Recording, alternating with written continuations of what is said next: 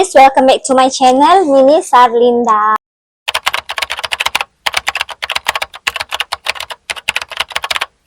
Okay guys, so kali ni pun topik yang agak menarik untuk korang.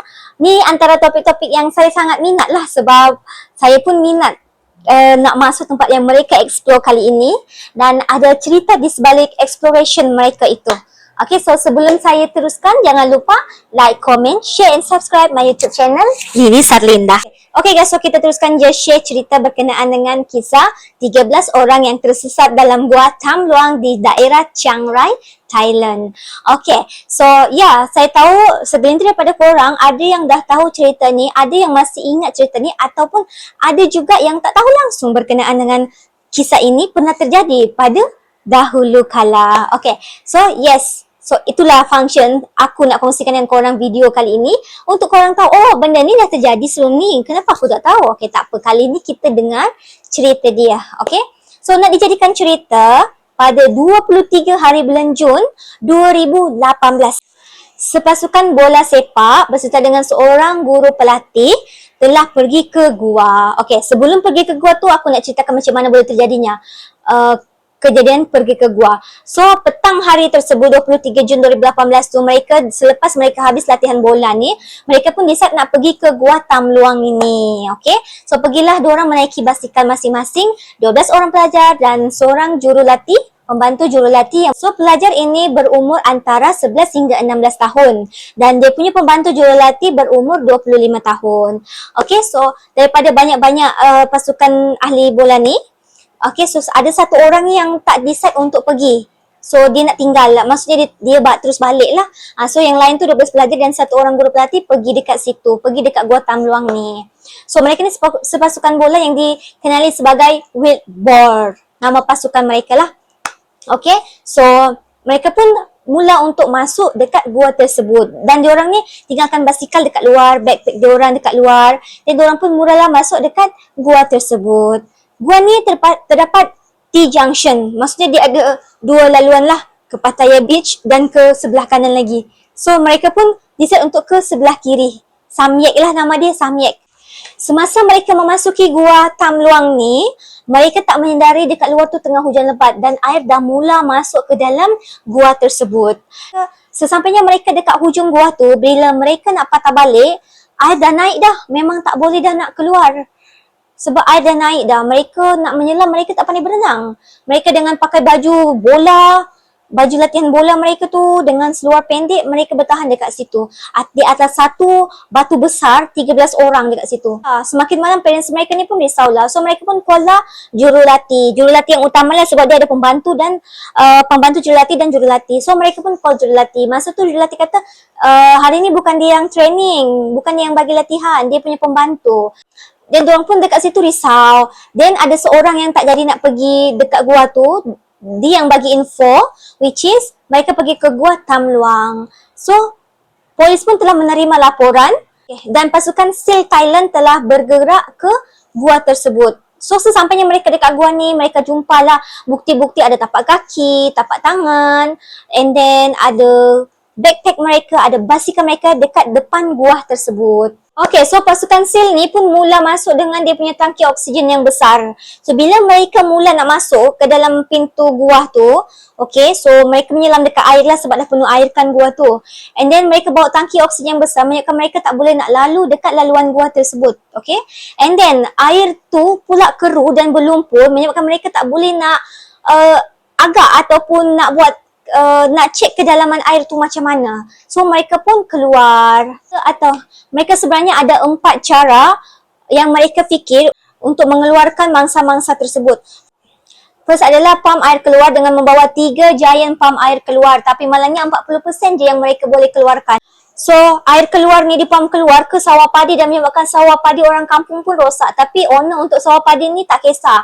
Disebabkan demi menyelamatkan nyawa manusia, mereka tak kisah sawah padi mereka ni rosak. Cara kedua pula, mereka tunggu air surut untuk mereka menyelamatkan diorang ni keluar. Tapi nak tunggu air surut ni, masalahnya kan musim monsun, Julai sehingga September. So dijangkakan hujan memang akan turun lagi lah. Nak tunggu tu memang lambat kalau nak tunggu hujan tu berhenti.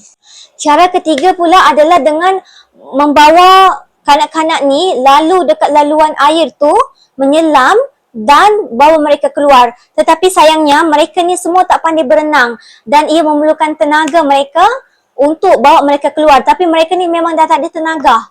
Sebab plan keempat pula, mereka bercadang nak tebuk lubang dari atas gua ni untuk menyelamatkan 13 orang ni.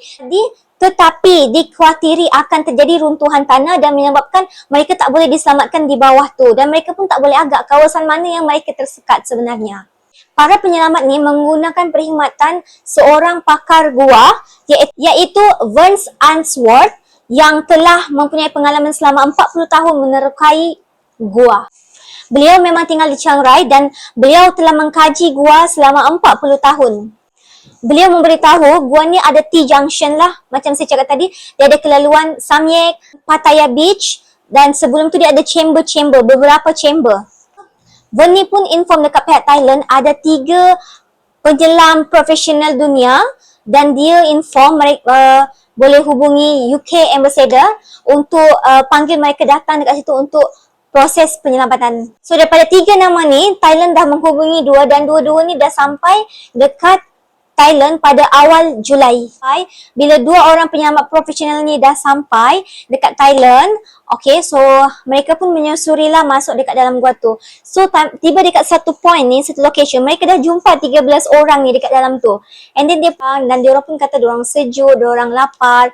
Dan dia kata bantuan akan sampai. Diorang kena keluar dulu untuk inform dekat orang luar dan mereka akan masuk semula untuk bawa mangsa ni satu persatu.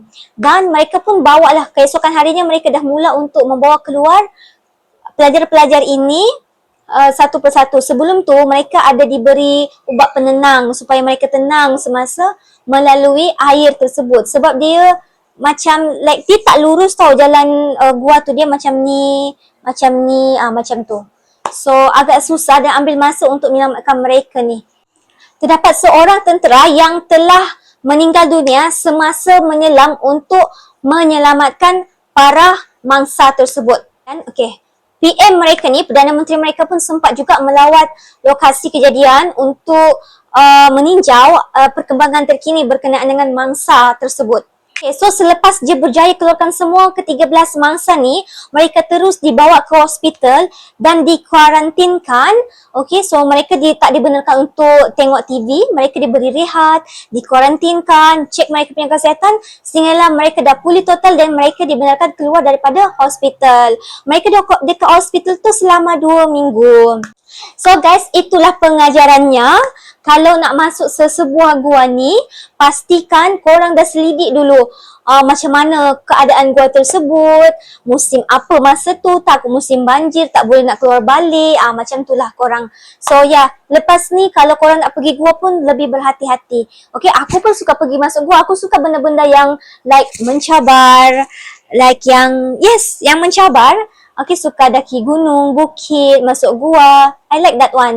Benda-benda yang explore ni aku suka. Tapi ada juga part-part yang kita rasa benda ni kita kena fikir 2 kali nak masuk ke tak, macam tu. So, korang harap berhati-hati lepas ni kalau nak pergi juga. Okay? Ni pengajaran bagi kita orang semua.